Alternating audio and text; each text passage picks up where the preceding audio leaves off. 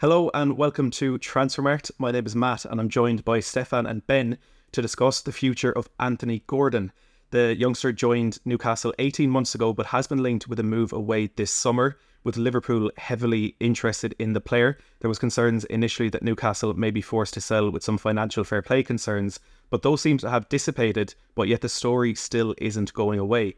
Stefan, we'll come to you first. Anthony Gordon, like I said, joined Newcastle 18 months ago and has gone from strength to strength in his time with the club. Yeah, he's been kind of a real success story in the Premier League over the course of the last 18 months. I wrote a piece on him last week, actually. Ben did a really good piece on him, actually, about halfway through last season as well, just kind of documenting how well he's done at Newcastle. He's always going to be one of those players who's always had a good reputation as a young player in English football, but I think even people at Newcastle are quite surprised at just how well he's kind of come on leaps and bounds. Some interesting stats that might intrigue our viewers are that in his kind of first half season at Newcastle, because of course he joined in the January transfer window, he picked up 1 goal, 0 assists in 16 games, and you fast forward to the season that's just finished there, he's had 11 goals and 10 assists in 35 games. What that means over the course of like a kind of average per game is 0.18 goals and assists, jumps to 0.65 goals and assists. And any kind of forward player, let alone a winger, and quite a traditional winger, now picking up those kind of numbers is really impressive. And there's been a lot of discussion about him getting into the England squad at the Euros. People are clamouring for him to kind of get into that team, not just for his goals and assists, but also just the way he's so good at dribbling with the ball, so good at getting up the pitch. And I think he's also a kind of callback to kind of more traditional winger. And as a result, he's obviously been linked with moves away from Newcastle.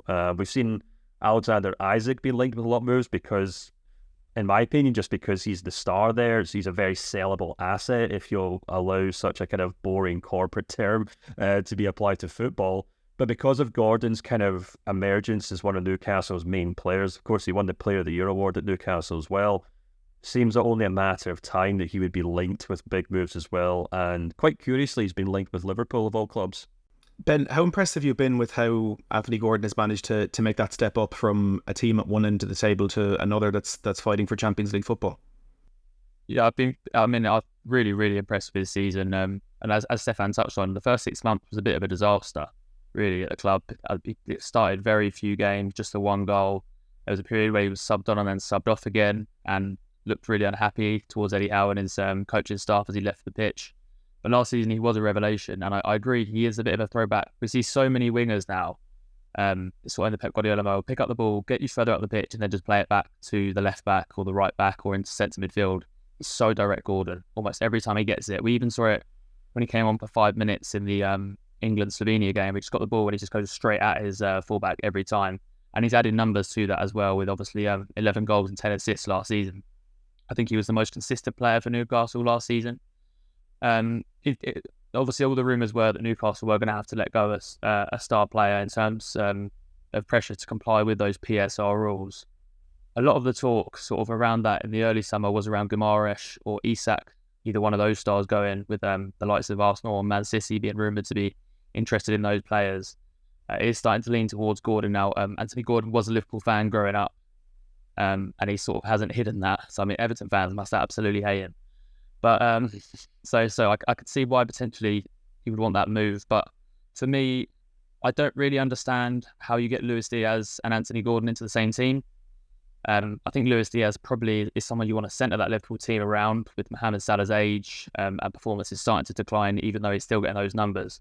So for me, I can't really see Gordon and Diaz coming in, unless Diaz, who has been loosely rumoured with a move of his own, unless that is something that's potentially in the pipeline with him. Barcelona have been linked with him. But I can't see this transfer coming off with Luis Diaz still in the squad.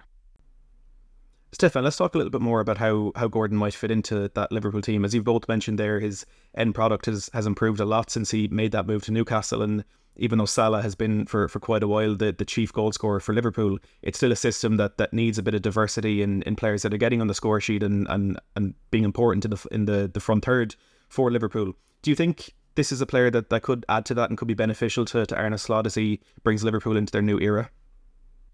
Yeah, it's a really interesting question because, as Ben alluded to, Liverpool obviously have a kind of array of forward players in that team. The they're obviously going to go through something of a transition this season. There's a lot of question marks over Mohamed Salah in the sense that even though he picked up a lot of goals and assists last season, his performances weren't exactly stellar. And there's some suggestions that maybe he's kind of age is beginning to show, or it could just be a case that he's simply been overplayed and Liverpool have to start kind of sharing the load in terms of game time. And, you know, but if Liverpool are seriously looking at a player like Anthony Gordon, and I think that perhaps not the light shine so much in Mohamed Salah, who obviously typically plays on the right, but as Ben talked about, Luis Diaz on the left-hand side. And they're really interesting in comparison when you do kind of look at both players. They're quite similar, both players who love to dribble. Diaz is probably one who prefers to come inside a little bit more. And I think maybe the one thing Liverpool fans may be concerned about is that whereas Diaz has picked up decent number of goals and assists this season, his assists in particular are a little lower than Anthony Gordon's.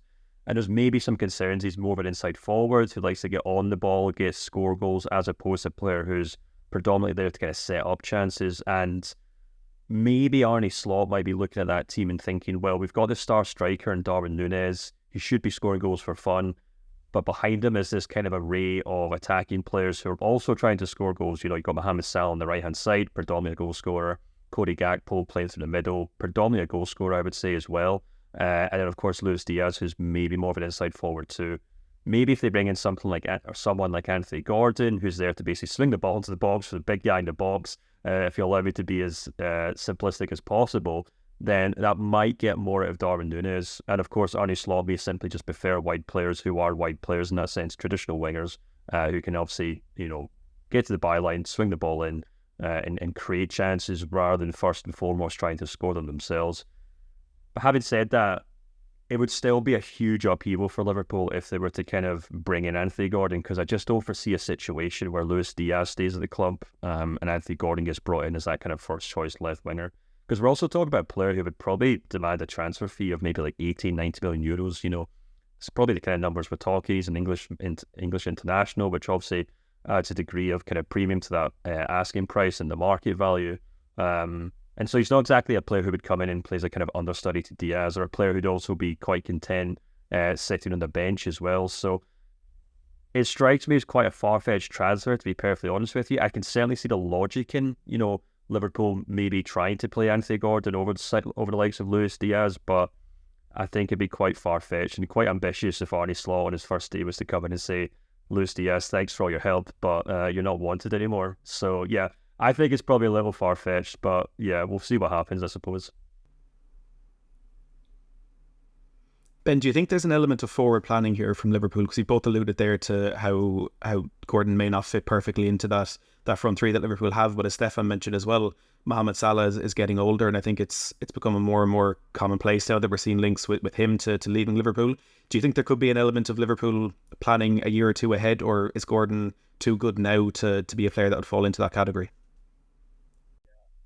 Made the 2 points there for me. I think Liverpool have got an ageing squad, and it's definitely something they do need to address, bringing in younger players, looking more towards the future with the likes of Van Dijk and Salah sort of reaching the twilight of their career. But Anthony Gordon now, I think, sort of commands a player that deserves to be starting in almost any of the Premier League teams, maybe bar the top three, but certainly getting a lot of performances on the pitch. And yeah, I just think with that right wing role, like even if Salah stays next season, Liverpool don't really have anyone that naturally comes in to cover for him in that position. You can play players slightly out of position, the likes of Jota or Gakpo, or even move Diaz across.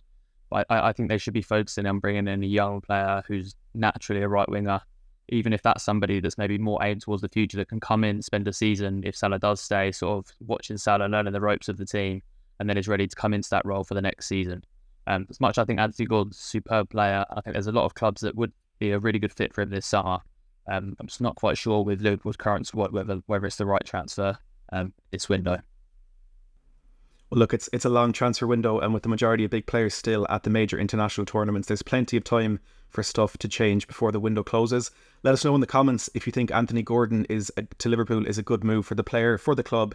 Make sure to like the video if you have enjoyed it, and subscribe for more of this content throughout the summer window. Thanks for watching.